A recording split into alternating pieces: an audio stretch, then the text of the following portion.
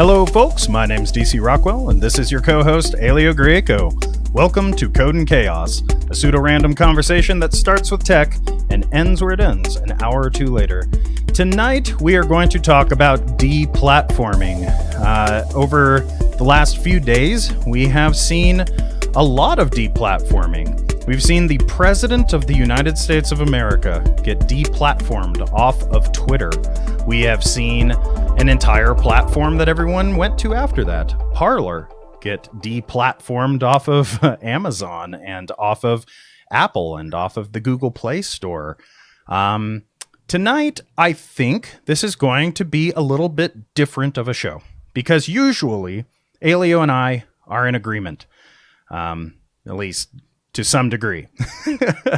But tonight, I think we're going to be having a debate because we just could not come to an agreement before the show started on whether or not the deplatforming was a good idea or more along the lines, we couldn't agree on what the effect on the rest of society would be if we do continue deplatforming as a sort of extension of cancel culture.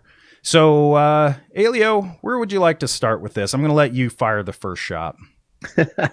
I would say that before we even get into that, the other debate we had is whether there are technological, well, I won't call them solutions. I'm not a fan of tech solutionism, but I think we made some bad choices technologically that got us to where we are now. And we're finally starting to see the price. It's been decades that certain people in the tech community have said, don't do this. It's going to be bad. Here we are. It's bad. I think at this point, we've jumped off the cliff. We had options. We could walk in several directions and not jump off the cliff, but we eagerly jumped off the cliff and into the clouds. And now we're speeding toward the ground. And I don't think at this point there is a good option. I think no matter what solution we choose at this point, it's going to hurt. It's going to go badly. There's kind of less badly. There's rocks, there's water. So you kind of get to choose what you're going to hit to some degree, but we're already off the cliff and we can't go back up. So what is that cliff then? Let's start with that. What did we jump off of? So when the internet was originally designed, and I wrote about this in the Way Forward, I believe is our three-part article series, we talked about, and I've had this discussion over beers with other founders, and I'm like, look, the internet never would have been invented by a private company, ever. The internet, as it was originally conceived, is everything that companies don't want, almost nothing they do want. The internet was designed by ARPA, and then later they added the D, made it the Defense Advanced Research Projects Agency, it became DARPA. And it started as ARPANET, it became a defense project, but it was designed to be highly survivable. The whole point was that it was a packet switch network, which was a whole massive, I would argue, one of the biggest shifts in human communication. We'll say telecommunication to be totally accurate. But, we invented writing. That was big. And suddenly we could talk to people in the future. We could write it down. We didn't have to be face-to-face anymore. And we didn't have to worry about someone misremembering. We could write it down and then anyone could read it later. And it later could be a day later. It could be a month later. It could be hundreds of years, thousands of years later. So that was really big. And then we came up with the printing press, which allowed us to take written stuff and make a whole bunch of copies and not only talk to people later, but talk to way more people potentially later, maybe just a little bit, maybe a lot later. And then the newspapers and all that. And then we came up with telecommunication, the ability to talk to people somewhere else right away, which was pretty cool. And that was radio, and then it was telephones, telegraphs, and then telephones, and that was circuit switched. And so the problem was you needed an unbroken electrical circuit to talk to people somewhere else. And so that there's a certain number of circuits, and when they're all busy, you don't get to talk anymore. And it doesn't matter how much talking or not people are doing on the other circuit. When it's connected, only that one party can talk. Only the two parties on the circuit can talk. So the military, it didn't really work out. Like, this still is kind of fragile. It doesn't really work well for us. Can we make communication better? And so they designed packet switching, where you take whatever it is, text, it could be written stuff, it could be audio, it could be video, it could be any kind of data. You chop it up into little packets, and then you send it out on this mesh network that's all interconnected. We didn't have to use the term mesh. We used to just say network. But because everything's been re-centralized, now you have to make the distinction. But you had all these nodes that just connected to each other. There was no one master node that had full control, no central point of failure or control. And packets could take all different paths, and then they could be reassembled on the other end, and you could get the entire message as long as you didn't lose too many. And if you did, you could ask to, yeah, could you send that again? I didn't get that one if it's TCP. And that was really revolutionary, because now if you're on the phone and there's a long pause, or you're both distracted, just doing something else, and you got the phone on and no data is actually going across the line, in a packet switch network, that doesn't waste any bandwidth. Whereas in a circuit switch network, if you just open a line and just stay on the line, then no one else can use it. In packet switch, as long as you're not actually sending data, plenty of other people can use it. There's plenty of data, plenty of packets will fit down that connection. And if that one connection saturates, there's other connections if it's fully, decentralized mesh connections. So really, really cool. This is a huge thing. This gave us a ton of advances, and a lot of the early protocols were designed the same way. If you look at NewsNet, it was designed so there was this weird, people are used to, Apple.com and Microsoft.com and, all these other Amazon, Facebook.com, et cetera, right? There's a hierarchy. There was a similar hierarchy, was like comp sci edu or comp lang. I'm trying to remember the old hierarchy. God, it's been decades. But you had this whole hierarchy of topics that were not owned by one company. They were topics. And you could just replicate the entire set of messages, or you could choose a subset of topics to replicate. And it wasn't censorship. Like, you only had so much disk space. You're just like, well, I want these topics on my server. And it was totally federated, totally open, and kind of decentralized. There is a distinction between federated and decentralized, but for right now, not worth considering in this example. And whatever parts you cared about, you would just get random delivery of these messages, and then you could add stuff and send that off to everyone else. And so no one person, you could kind of curate your own little pile of messages in NewsNet, but no one organization could control the whole thing. You could decide, I don't want these on my server, but every other server, might want whatever portions, and some might want all of the categories. So that's where we came from. So the cliff we jumped off of is basically that we built the internet in such a way that we don't have alternatives to solving some of the problems, like a bunch of people organizing for an insurrection, a bunch of people creating their own, being able to organize for bad reasons. Yeah, I mean, that always gets to, I think we covered that with James. There is no ethical technology. There's technology, and how you use it. It can become a really amazing force for good or a really toxic force for evil. The technology is neutral. There's never ethics in the technology. It's always how the humans apply that technology, that tool. And the problem, though, is there are structural and systemic things that will push things one way or another. And so from this early decentralized, very open, very based on sharing knowledge and, we can connect everyone together. Everyone will see that they're more similar than they are different. And the whole world will, kumbaya and all this. Like, that was what some people initially thought.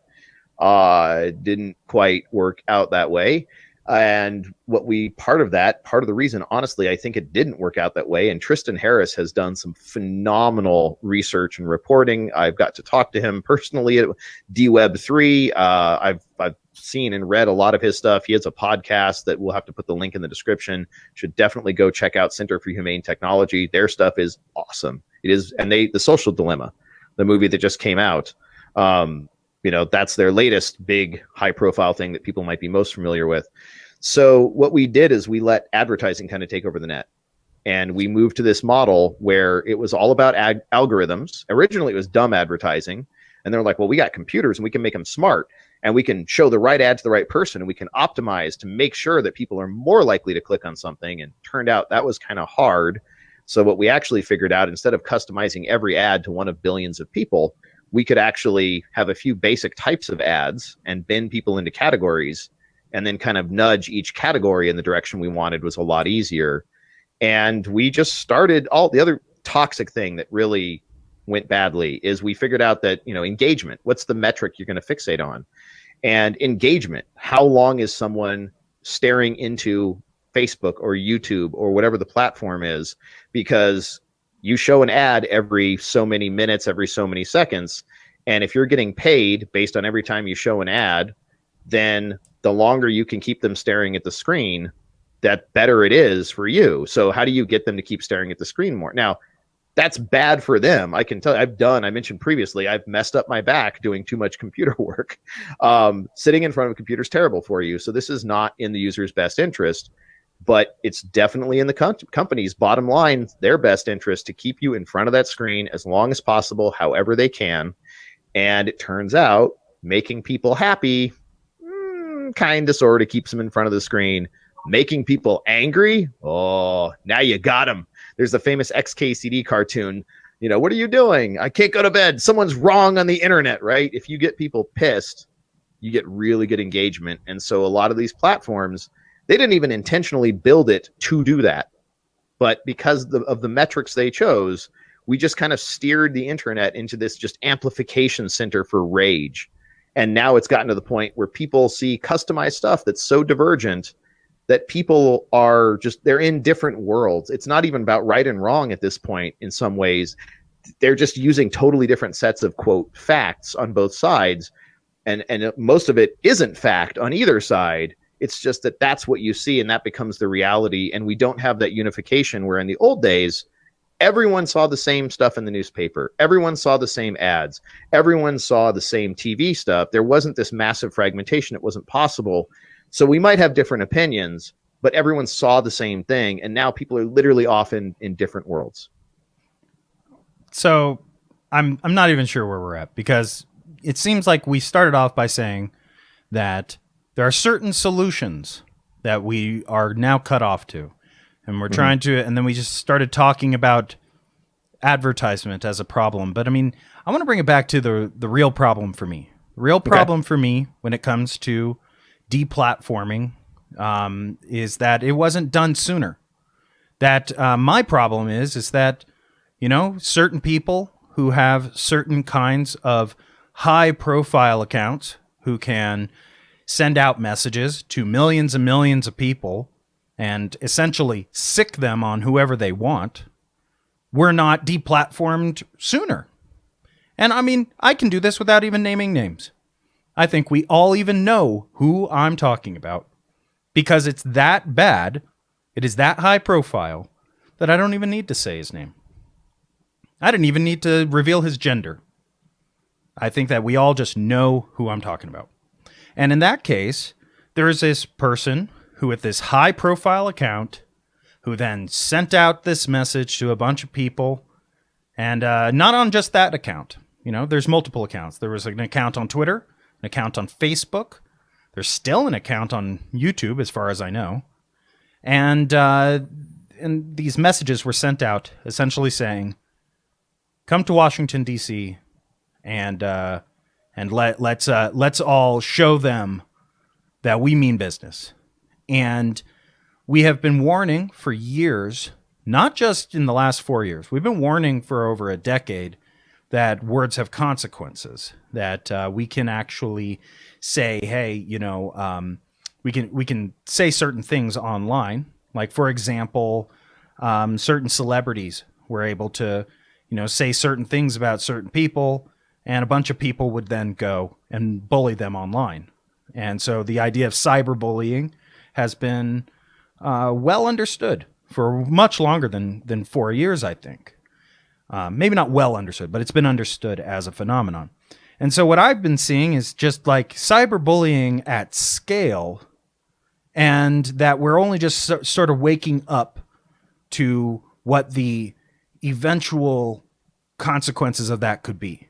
That if you let this go for long enough, and you allow that audience to grow large enough, that it can actually grow to the point that you have thousands of people willing to go in with zip tie handcuffs. And why would those zip tie handcuffs even be there? That's the bigger question. Was it just for the guards? Or was it that they were planning on grabbing, Congress people and taking off with them? Or was it, what was it actually supposed to be for? But it doesn't really matter. I guess that's beside the point. The point is that it can grow to the point that one of the supposedly most secure buildings in the world can be overthrown by a huge mob of people. And I think that we should have cut off that ability to stoke the flames of anger in people much earlier than that. And I'm not talking about things that I disagree with. I don't think this applies to all kinds of speech. But I do think that inciting violence, we have now just seen what the consequence of inciting violence can do. And I think when you were talking about we've jumped off the cliff and that the internet hasn't been made properly, we created it properly, then we uncreated it properly. We screwed it up by centralizing everything. You know, you're implying that at some point we had better tools than deplatforming a high-profile person. And I wonder whether or not if we did have the original internet, where there was no way to deplatform this person, and it was just millions of nodes all mesh connected to this person, and there was no way to stop them from inciting violence, whether or not we would have got to this point way earlier, because there would have been no incentive to curb their incitements. So you're taking as a given, though, that people would have gotten to this point, which may be true. I don't know. But I think a lot of what we've seen has been driven and at a minimum amplified, if not outright created, by having these algorithms trying to maximize for profit dumbly and blindly, and amplifying, like really just amplifying hate, because you know what? That's what drives the engagement. So you might be right. It might have happened anyway. I don't have the background. I have thoughts, but I don't really want to share them publicly. I don't have the background to say where this would go. I don't have the poli-sci background. I don't have an informed opinion to say whether that would or wouldn't have, but I could tell you it at least helped a tiny bit. I think it's more than tiny, but it helped. And the problem I have with where we are now, we're stuck. And this is where I use the cliff analogy, is like some of this stuff, we're talking about real world harms, like physical harms that are actually happening. So the people saying, oh, you know, you can't do anything, this free speech and all this. Okay, it's a little late for that, though. When we're talking about actual physical harm, I think there is a need to get in, and we let things get out of control. Once the house is burning, you don't just be like, well, I guess we'll build a new house. Like, it's too late now, right? You do what you can to try to put out the fire and at least save the house. What about when people are posting online, go and set that house on fire? Do we really have to wait for the house to be on fire to put out a fire? You get into a tricky situation here where, in theory, this is one of those things that's like, well, obviously you go and stop it, right? But the problem is there's a lot of ways, you know, I remember even back when I was in school, a lot of people use figurative language, and they're like, oh, I'm going to go kill myself. They're not going to go kill themselves. They're just saying that it's a phrase.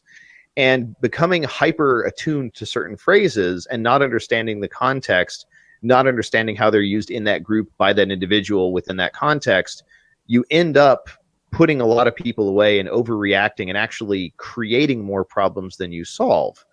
And that can be a conduit to radicalization. So you have to be careful, because if you don't understand the group well enough, let's take a great example of not quite the same thing, but I think it's close enough to be illustrative, is Mike Masnick. I got to see him at a conference, and Mike Masnick, he has a ton of stuff on TechCrunch, or excuse me, make sure it's the right site that I'm posting. But he has some great writings about, and he has a legal background. So he talks about Section 230 and he talks about SESTA.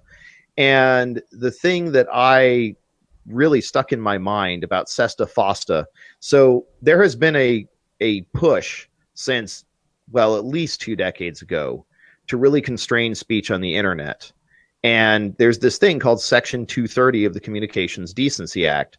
And what Section 230 says is, if you are operating a platform and you just have a structure where people can post messages and data, you are not directly, unless you're actually aiding and abetting and helping them get away with stuff, if they do stupid and dangerous and illegal things and they post data that is illegal, you're not criminally liable for their criminal actions. And some people see that and they're like, oh, you're letting the tech companies get away with enabling bad behavior. But at the same time, if you have more than a few hundred people on a platform, they're going to do stupid stuff. They're going to make mistakes. And so if you revoke Section 230, which they have been trying to do and are getting real close to pulling off, you cannot have platforms. Because once you have a lot of people, you're guaranteed someone's going to misuse it. And now if the executives go to jail, which I'm not entirely against certain executives of certain platforms going to jail, but that's a separate issue, personal opinion on my part. It's not informed by law necessarily. I think you run into this, like, you just can't have platforms. And right now, because we've decided to move away from protocols and decentralized systems, and everything's a platform and everything's in the cloud, you basically, until you can move over to you can go back to a decentralized internet. And there's a lot of really cool systems out there. I guess what the heck, I'll name a few off. I'm not super happy with any of them. Some are really interesting. All of them are interesting in some way. The problem right now, and the reason that I'm not okay with revoking Section 230 right now, is because we do not have complete and usable systems out there yet. There's still at least 5 to 10 years worth of work to making these systems ergonomic enough where normal people could actually transition away from Facebook and onto something else. And so obviously you have IPFS, you have DAT, you have Radical, you have plan systems, you have Freenet, NewNet. Literally dozens of these systems. And a lot of them have been, Freenet's been operational, I don't think quite 20 years yet, but I think it's somewhere between 15 and 20 years that it's been operational. And yeah, you're not deplatforming anyone on Freenet. Freenet is fully anonymous / pseudonymous. You can bring strong identity, but the problem with Freenet is it's just a little too hard for normal people to use. And so yeah, right now, the only thing you find on Freenet, if you set up a node and go browsing around, is really awful stuff. Because the only people who are going to go through the trouble are the people smart enough to understand that the only way they're not going to get caught is to use a fully decentralized technology that really does, at its core, support anonymity, pseudonymity, and strong security. And that's kind of this catch-22 you're in, where everyone just uses whatever's thrown in front of them. And that stuff happens to have motivations that, unlike Freenet, which is to allow whistleblowers, that was the original purpose, is what if someone sees something horrific and they're at extreme personal danger? If they tell the world, there's a target on their back, and there are now people that are well-resourced who are capable of making them disappear or just outright killing them. How do they get that knowledge to the world to make the world better? And the problem, and this is where I do agree with the Freenet philosophy, is like, yes, you enable people to share really awful, horrific stuff that way. That's a consequence. But the people that really want to share awful and horrific stuff, they have that option all the time. I can steal someone's credit card. I can buy a credit card on the dark web. I can buy an account on some paid service if I were a criminal. And I can use that service. I can use that stolen identity to misdirect any like investigation toward the person that I've decided to burn to gain anonymity, or in this case, pseudonymity and misdirection. And so a bad actor, a threat actor who's malicious, can always gain full anonymity if they know what they're doing. The problem is, if you are a actor on the good side of things and you're trying to share with the public something that's really critical for them to know, then you can't do that without being willing to burn someone. And so right now, that's why Freenet was invented. And Publius before it was trying to do the same thing. And people were like, oh, they're going to share all kinds of awful stuff. And so they backed off and they never released Publius. And Freenet said, you know what? We're going to do it anyway, because good, non-malicious threat actors, they need to be able to actually share this information with the world and expose wrongdoing without having to put their lives on the line. And again, the Tails operating system is designed. There's a whole bunch of stuff for journalists too, that if you're reporting on really nasty regimes, you need to be able to have that. You need to be able to be on a platform where you can't be silenced and you can't be erased in order to undo other evils. But there is risk with that. By having those exist, you do enable the other side, but you also counterbalance, autocracy and fascism and all that. Like, you can't counterbalance one. So you either have a system where everyone can be locked down and fully controlled, or you have a system where you can have people breaking free. And I mean, people forget Martin Luther King, a lot of stuff he did was illegal because the laws were messed up. Sometimes someone has to do something to point out the laws are broken. Now, don't confuse my words. I don't think that, the example you gave, I don't necessarily think things are not perfect. We got stuff to fix in this country. That is not the way to do it. That is definitely not. I am not drawing a parallel whatsoever between what happened a week ago and Martin Luther King at all. Those are completely different modes. One was peaceful protest. One was, a very risky. And to me, that's what's so impressive about peaceful protest is, it only works in certain conditions. It only works when there's enough people willing to listen and say, oh, wow, you're right. We should stop doing this. And you don't have people who are okay watching you just get mowed down and like, sucks for them, right? Like, it doesn't always work, but it does show that you are willing to put literally everything on the line and not even fight back because you would agree, that idea is so important to you that you'll literally risk everything and not even fight back just to prove the idea, which is very, very different than what we saw. That is a very different thing. They have very different dynamics, and not to be confused. So, I mean, what we're saying is that there are downsides to this kind of censorship, but that there's not a perfect system out there that's going to allow us to know when somebody is breaking laws or bending laws or, challenging laws because they're unjust versus folks who are just trying to overthrow a government, just so this way they can get their way. So, well, the problem always comes back to who's making that decision. So the best form of government possible is a benign, dictator, someone who has all the power, who has no malice and really truly like loves their people because they don't have nothing's weighing them down. They can be like, we're going to do this, and it happens. And if they truly have the people's best interest at heart, then there's no downside to that. It's amazing. The worst kind of government is, a malicious dictator that just wants to boost their own image, doesn't give a damn about the people. And the problem is, whenever you have a system of government where you have a single person, dictatorship, whatever it is, that has all the power, people don't last forever. People don't, maybe you get 100 years before you leave this planet.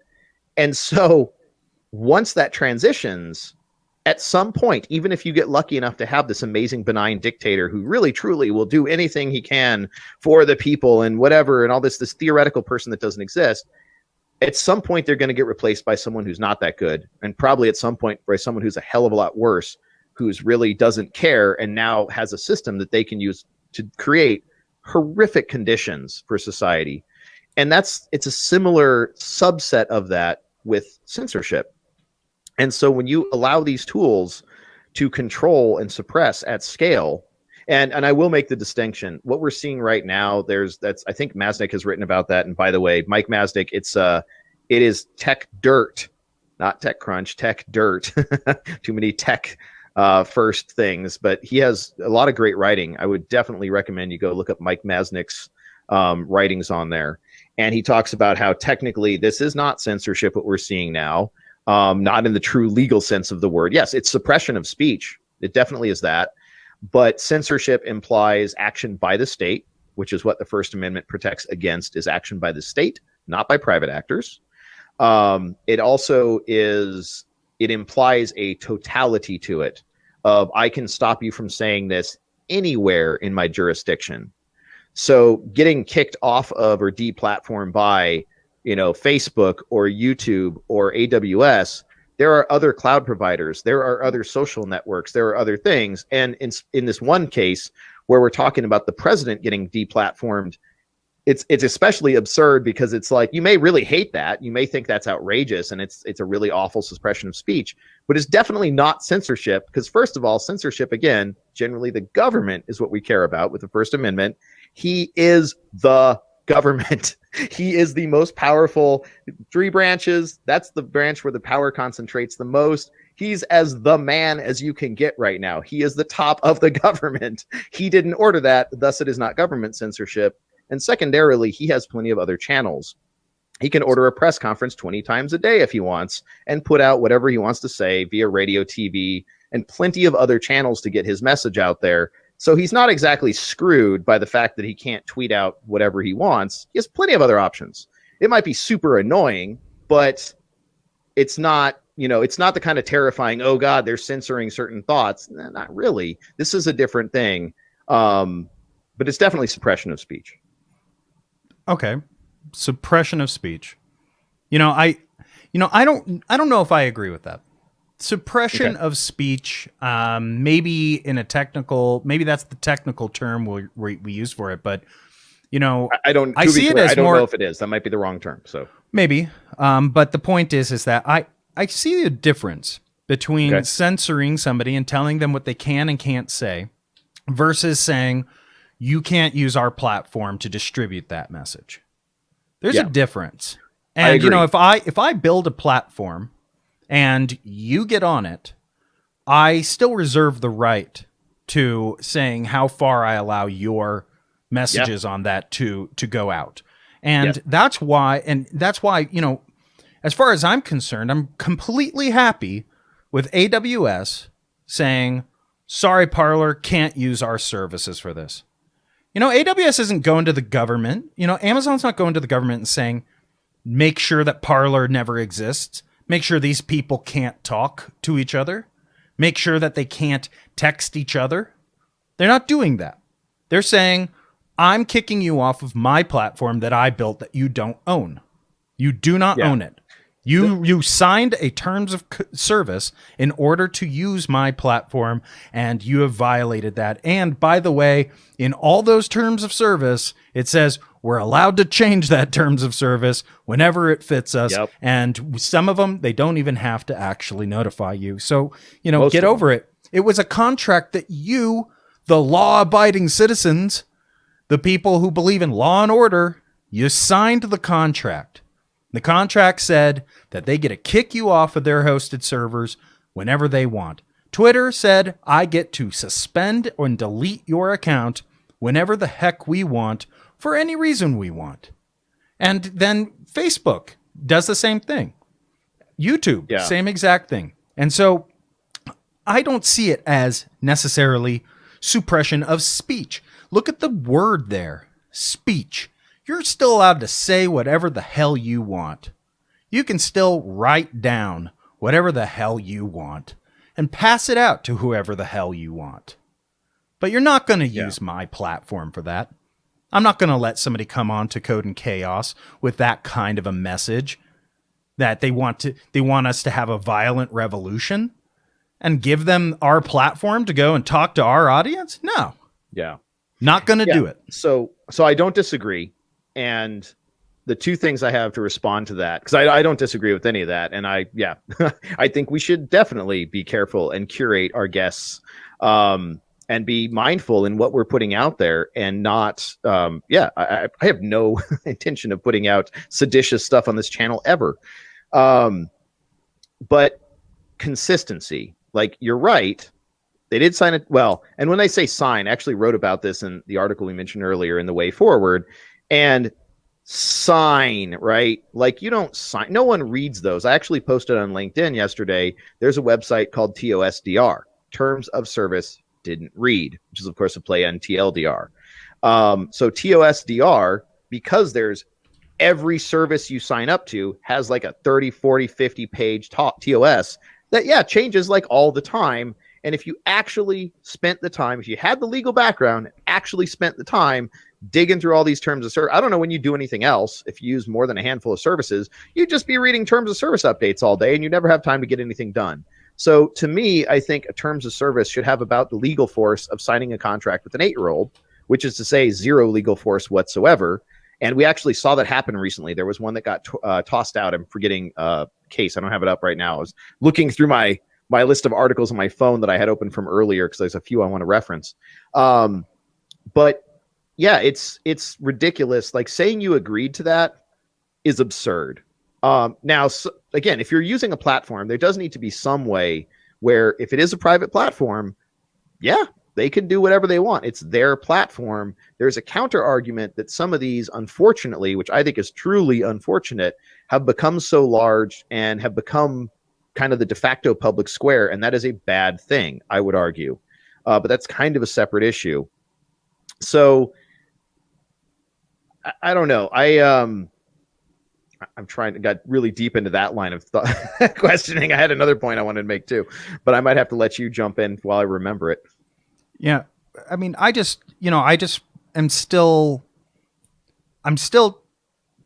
satisfied at this point where it's like, I don't feel like what I am promoting here is suppression of speech. I don't believe that what I am an advocate for is censorship at this point. I'm an advocate for deplatforming, and deplatforming is a different thing. Okay, so here's the issue I have. This is the second point that I wanted to make is fine. You set your own rules. You're a private platform, so it's our. Now we lost him. I deplatformed Elio. So I win. I win this debate.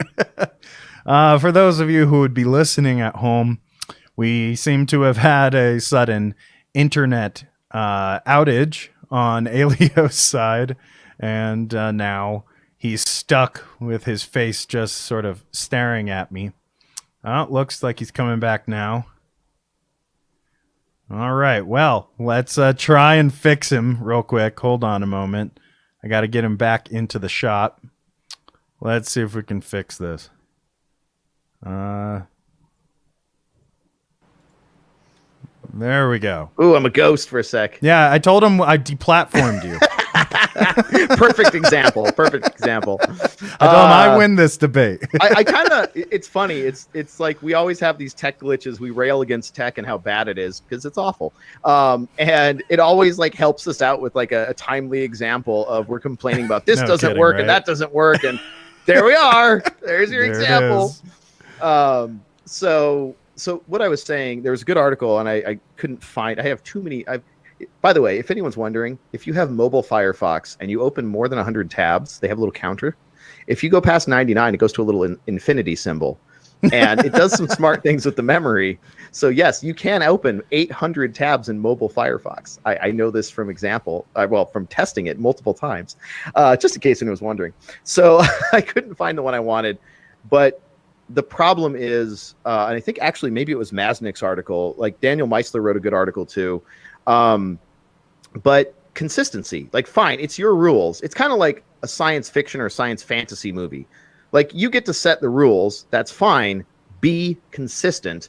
And the problem with Twitter and all this now, Facebook especially, has twisted its policy against hate speech and all this.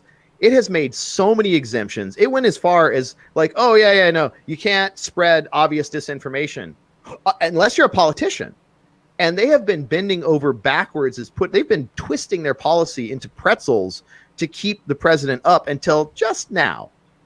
And so it's like, wait a minute, like, come on, either we all are the same under the law, or in this case, under the policy, we're all the same and we're all treated the same and we're all subject to the same rules. And I don't have any problem with a platform saying, here are our rules. This is our house. These are our rules. You want to play here. These are the rules. And then anyone that violates the rules, out you go. I do have a problem with platforms saying, here's our rules, but him and her and them and these people, they don't actually have to abide by them. It's cool. They're politicians or they're whatever the reason for the exemption is. That's not cool. We can't have it both ways. So if we're okay with them having the rules, setting the rules, and being able to reset the rules, I guess, are you only for everyone? When you start having different rules for different people, we got a problem. Okay, so your criticism's really just that the terms of service should apply equally to everybody. Yes. And do you think that should be law?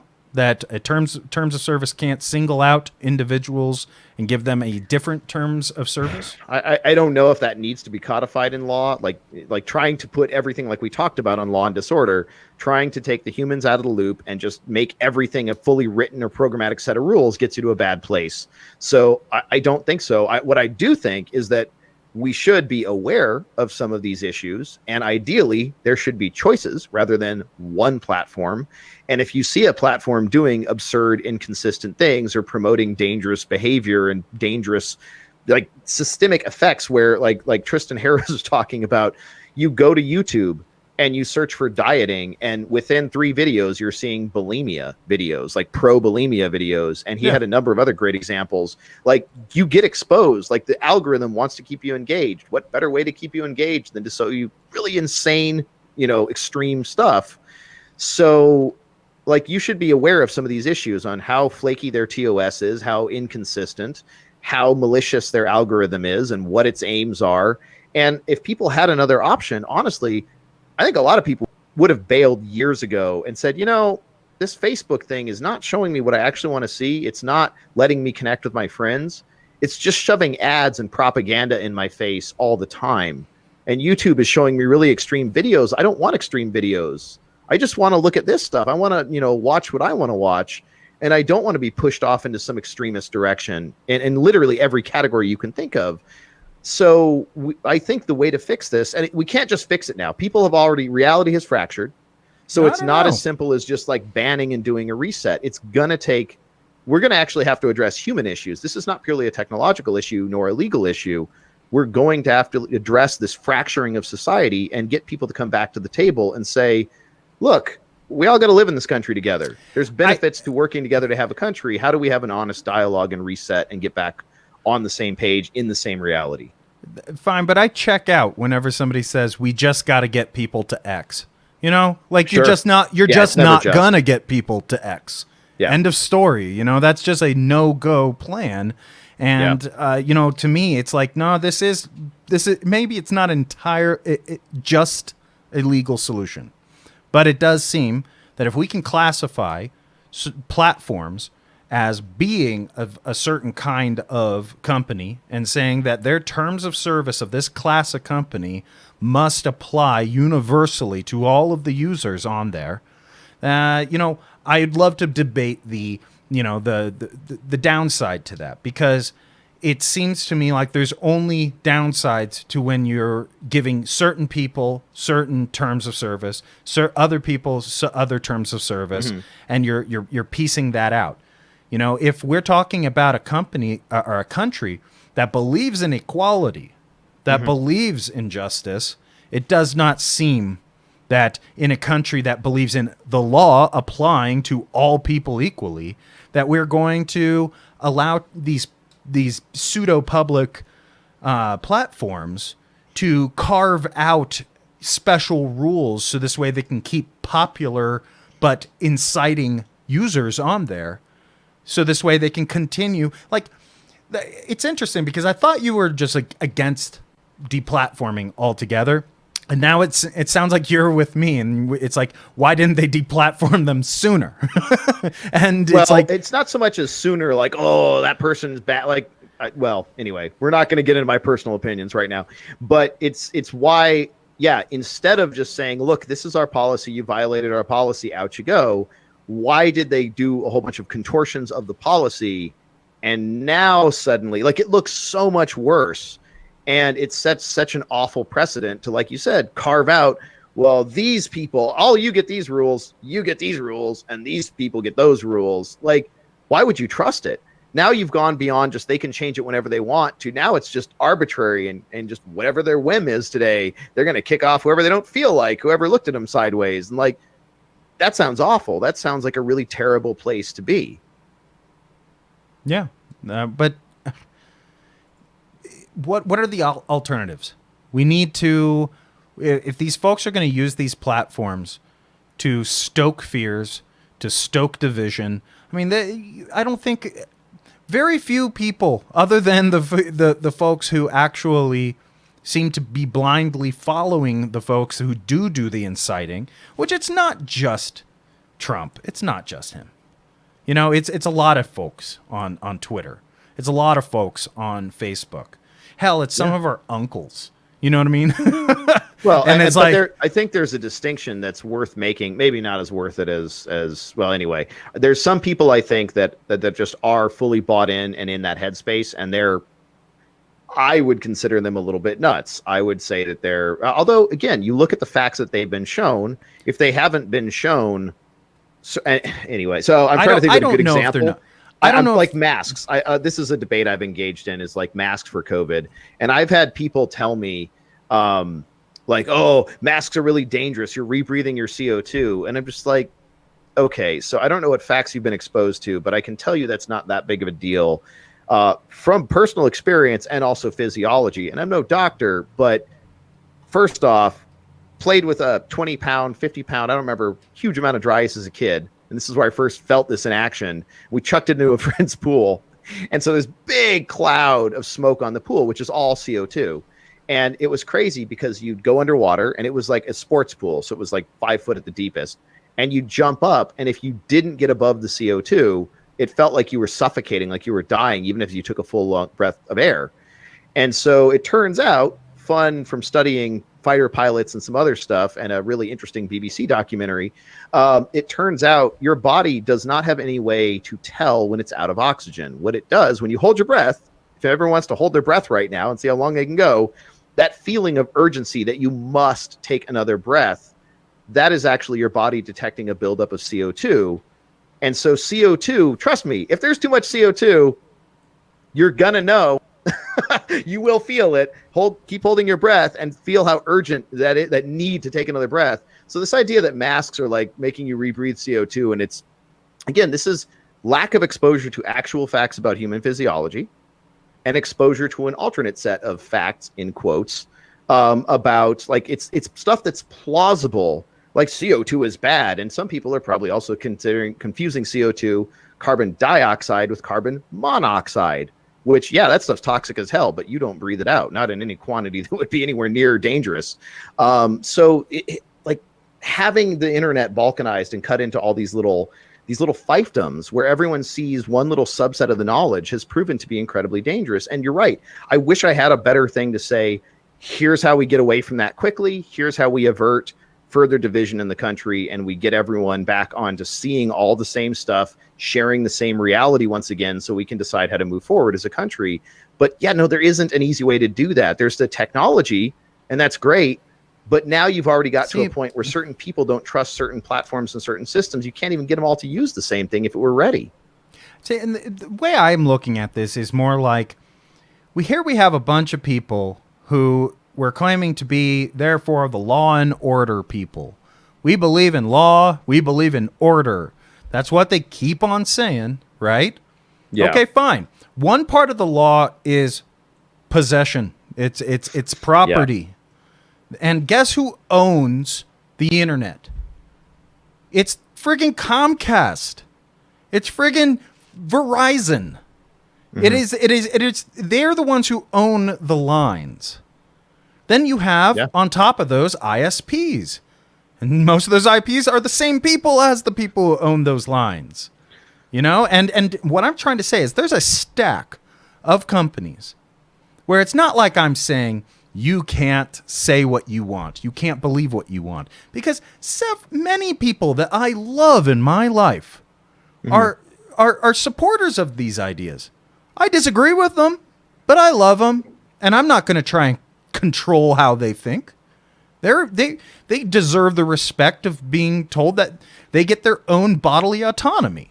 You get to choose what you use your brain for. You get to choose what you use your mouth for to some degree. You can't run into a public building screaming fire, okay?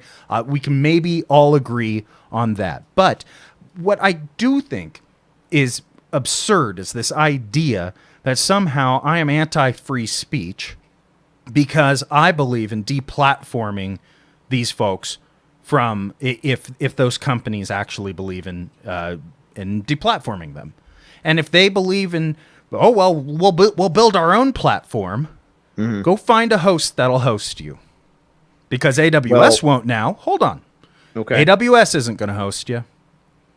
Okay, That's fine. We're going to start our own host. Good luck with that. You know, the ISPs are now going to de-host you. Okay, we're going to start our own ISP. You know, that's what it takes. That they're using our fiber, they're using our companies, they're using our ISPs, they're using our, and when I say our, I'm saying the people who don't agree with them. And it's clear that we don't agree with them based upon our political contributions being pulled in the last couple of days by every one of those companies. The whole chain said, yeah, we're ceasing political contributions. So I think two dangerous things happen there. I think it's kind of like a antibiotic resistance, where when you start doing that and you start pushing, and this goes back to what I was mentioning earlier with Mike Masnick's article about SESTA, Backpage, which is kind of gone now. Backpage was a marketplace that ended up becoming the marketplace for sex workers. And there was human trafficking stuff going on there. There were really, truly horrific things happening on Backpage. And the only good thing about that was Backpage was also a great source of intelligence.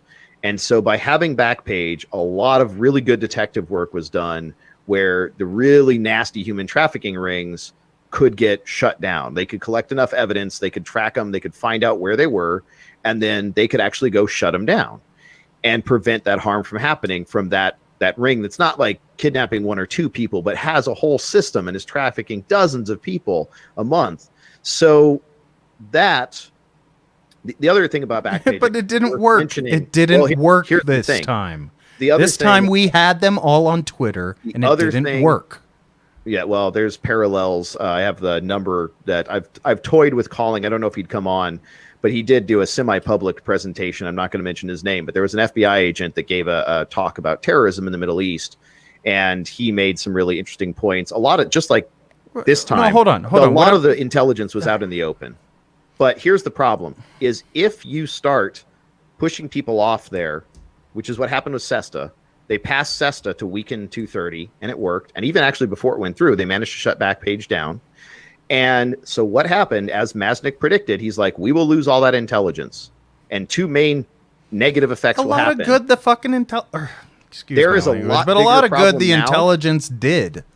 I'm saying it's like a lot bigger problem now with sex trafficking. They have no visibility. All the people that were using Backpage, which was pretty easy to monitor, have moved to stronger platforms that truly do that you can't deplatform someone on, that you have very little visibility. They use strong cryptography. They have decent key management, and the number of arrests for people doing, because the amount of sex trafficking hasn't gone down, but the number of arrests sure have after cutting off Backpage. So losing visibility. And then the secondary effect, which is also horrific, is sex work is really dangerous, especially in there. You can't, it's one of those things, it's illegal. So there can't be any regulations. So if someone is wronged or put in danger doing sex work, they can't just go to the cops and be like, this person's trying to kill me, this, whatever it is. They have to figure it out on their own. And so one of the things that Backpage allowed is it allowed women to not make direct contact and kind of figure out how dangerous it was before actually meeting someone. And by getting rid of Backpage, it pushed a lot of them back into sex work on the street. So I'm not saying I'm pro that, but what I am saying is there are unintended consequences that some of these things that, you know, this mentality of let's do something, anything, I see it cropping up in law again and again. That's how we got the Patriot Act, is we ram through stuff without really understanding the systemic effects that making these changes will cause. And we may have a short-term gain in security at an extremely high long-term cost that will make us much worse off later. That's my concern. And I'm not saying I have it all figured out, but I see a lot of parallels to stuff that's already made problems worse. And this might be what we have to do short-term. What's the cost long-term, though? Let's be very clear on what we're going to pay for this eventually. This is, I'm just saying, they were on Twitter. They did use Twitter. We had access to Twitter. I guarantee that everything that goes through Twitter is going through Prism or something like that. Our intelligence agencies have full access to everything that happens on Twitter. And I'm saying a lot of good that did us. It didn't do us any good. So the argument falls flat. There might be, we might be comparing. There's an article you're taking one argue. No, hold on. You used 40 minutes of our hour. All right. Now, Backpage is a example in a vacuum. We could argue that on its own. I'm arguing Twitter. And I'm saying that these folks might go crawl under other rocks that are a little bit more fortified. And they're going to be able to do their little, maybe it's called Pebble. And they're going to pebble out all of their crap from under their rock, okay? But I don't think that it's any better than Twitter. In this case, we had Twitter, which had this massive, massive audience of people who were listening and getting incited. And you know what? Here's a better example. Twitter exposed those people to other people. They exposed folks who were not like them and got them pissed off. Yes. When they start pebbling from under their rock, none of those folks are going to see it. And it's going to have, I think, half of the effect of division as what Twitter had. Twitter had the ability of taking the right side and the left side, or the blue side and the red side, and having them both at each other's throats on a worldwide platform where they were just letting it happen. And you saw Jacob Wohl, that awful human being on there, being awful for how long? You see people on there saying we should hang people, we should shoot people. All day long I saw that stuff on Twitter, and I saw it from both friggin' sides. Yeah. And all I can say is that at least maybe the solution is dividing them. Maybe the solution is getting them so this way they're not at each other's throats for long enough that they don't boil over the way it already just boiled over. I think part of it is, like you said, when you have that key, the thing that drives your whole platform is maximizing views and maximizing engagement. We have more than enough evidence now that goes always to bad places. So I don't disagree with you that having it out there on a public platform exposed a lot more people who maybe were susceptible. And when I say susceptible, I mean, let's be clear. We don't have adequate social services in the U.S. There's a lot of people right now getting pushed to the brink that really are truly in danger of being homeless, of being, starving to death, dying from easily preventable medical. I've skipped a few doctor's appointments because I'm like, oh, my insurance ain't what it used to be. Like, I probably won't die from that. I'm just not going to go. It'll be fine. Lived through it before or whatever. Right.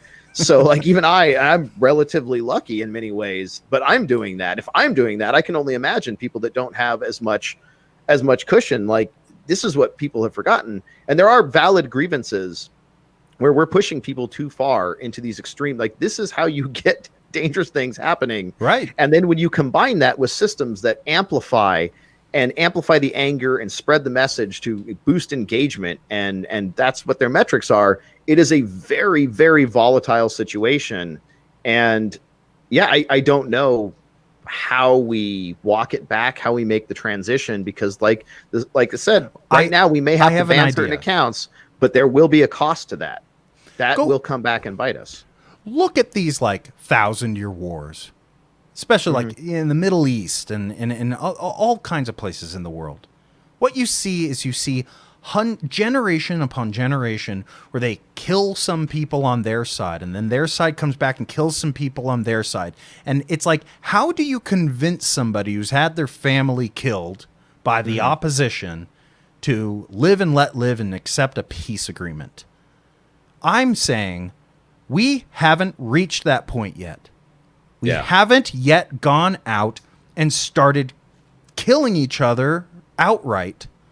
And I mean, yes, we have. I'll acknowledge people on both sides have had atrocities happen, but not in the same way where it's so commonplace that 1 in 5 people knows somebody who has personally, been killed by the opposition, like in these places, other places in the world. And that's their main problem with peace in those areas, is that this chain, this battle between the two sides has been raging for so long that almost everyone has been personally affected by it, or everyone has been personally affected by it. Every family has been personally affected by it. I'm saying we are at the turning point.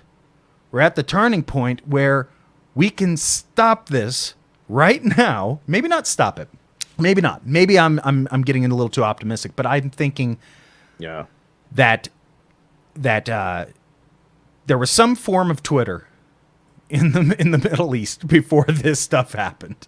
There were people making fun of each other, and making up, folk stories and stuff like that caused one person to eventually attack the other person, which caused the other person to attack the other person, which it gets to a point, there's some sort of tipping point where once you get past that, peace is just incredibly difficult to achieve.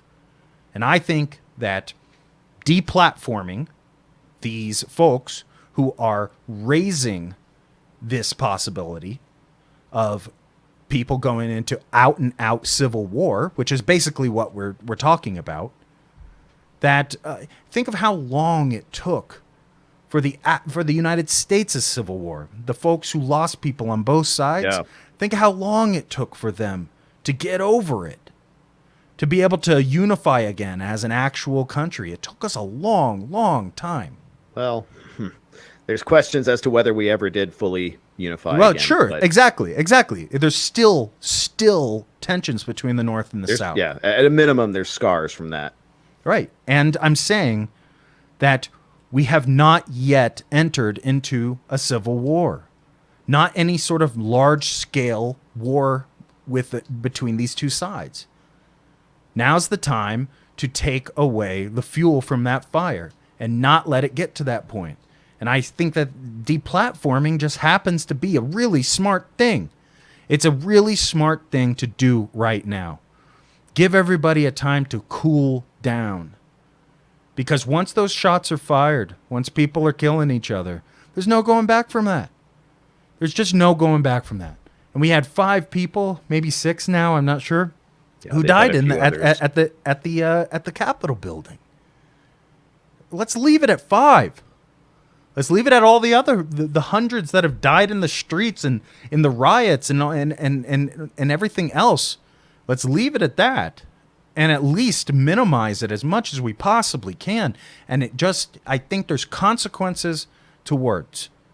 Now we have Indeed. Freedom of speech, but we don't have freedom from consequence, and the consequence of certain people being able to just say to use a distribution network to get their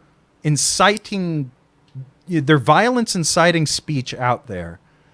Here's where I think we're going wrong. Is you mentioned freedom of speech and consequence, and yes, that's all true. The thing that most people seem to have forgotten is with freedom comes equal parts responsibility. If you just have people with freedom and just doing whatever the heck they want all the time, that's anarchy. That's not good. And if you're going to have freedoms, you're going to have responsibilities along with those freedoms that don't need to be enforced by laws. Because if it's externally enforced, or it's not, that's not a responsibility. Responsibility is something that you realize, in order for me to take advantage of this freedom and not destroy society, I have this responsibility to society. How many people do you know who are responsible? How many people can you count on both hands how many people in your life are truly responsible? I curate people around me, so yes. I have several dozen at a minimum that I can point to doing amazing things and really thinking of the longer impacts of what they're doing and what they're saying. And so yes, but yeah, probably not for everyone. But for me, yes, because I spend a lot of time. Okay, let me rephrase it. How many people do you think could count on both hands how many people in their lives are truly responsible? That's an interesting question, and that goes to network theory stuff, so that's hard to actually answer. Because sure, but I'm not asking for a number. In the network. I'm not asking for a number, but I get the point you're my going point to. is this. My point is that we have American culture fully has bought into the idea of delegating responsibility. We talk about it all the time. Delegating or abdicating? Because I see a lot of people just straight up abdicating, like, I want my freedom. And it's like, okay, but you have to then take responsibility. It's both. You don't just get to do whatever the hell you want. That's not freedom. That's anarchy. Yeah, but I'm saying it's both. And I don't know to what degree. Okay. We don't have enough time to go with it. But the point is that American culture is definitely all about somehow passing the buck when it comes to responsibility. Whether it's throwing responsibility to the wind because I just want to do this and I want absolute freedom where I can go and shoot whoever I want. Or it's, hey, you know what? I actually don't want to be arsed by this myself. I actually want somebody else to be arsed and figure this out for me.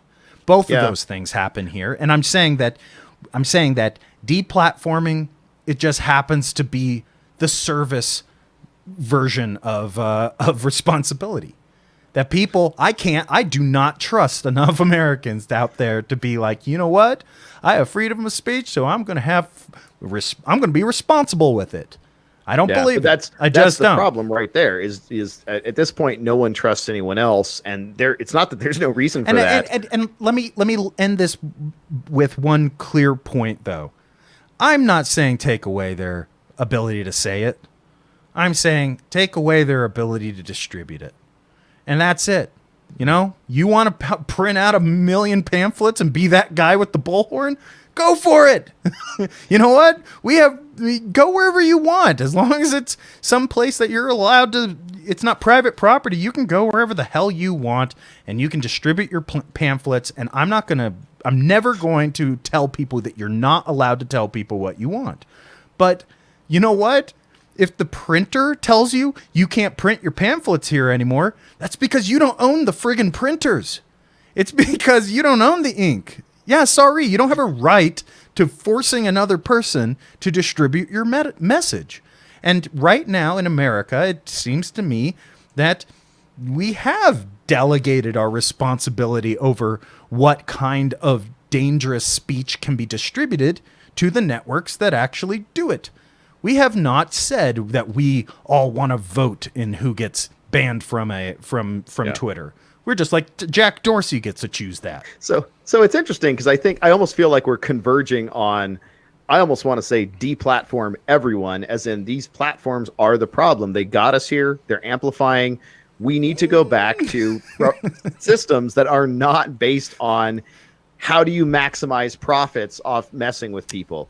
If you're selling manipulation, you're going to have problems. And removing some people from manipulation, saying some people get to use these manipulative platforms and others don't, is a different problem. And the problem I have is the bucket that we're throwing on, and even if we're saying it's a bucket of water, is it a grease fire or a wood fire? Because if you throw water on the wrong kind of fire, you've made it a lot worse. And I guess that's my concern is you spread it all and the fire doesn't go out. It distributes. There's little fires. And as fires do, they grow, they find new fuel. We need to make sure that what we're doing is actually dealing with the issue and putting the flames out. What's the source of this? Not just how do we do this fisted thing that will cost us more later. That's my concern. Okay, well, that's a fair point, and I think that that's something worth further debate. We are out of time, but I do think that that's a good point to leave it off, which is, are you? And I guess what I would probably sum that up as is, it's basically influencer culture, right? Mm-hmm. And using systems for influence. Yeah. And I would love to have a further debate with you if you're open to it about just that, because I don't know where I feel. Well, I say let's make this a two-parter, and let's cover some of the stuff I pitched initially for the show. Let's cut it here, and let's record, if you have the time, let's record another hour and talk about some of the other stuff. What would that look like, ideally? What would the future look like? Yeah. I mean, I'm just trying to think of, I guess, food for thought for the next episode, which would be if we do cut influencer culture, if we do say that, deplatform everybody, where does this show go? All right, everybody. I think that's it for today. We are going to be recording another episode. If we have time, let's just do it tomorrow. Let's make this a two-parter. How's that sound? Sounds good to me. Okay, so tomorrow at 5:30 Mountain Time, we will continue part 2 of our debate on freedom of speech versus deplatforming versus whether or not the systems that are put together for this are inherently broken and they're the real problem. So that's it for me. Anything last words for 10 seconds? No, we might have to bump the time up. I have another meeting I have to try to move, but we will do something tomorrow, and looking forward to it. All right. Everybody, have a great night. Take care.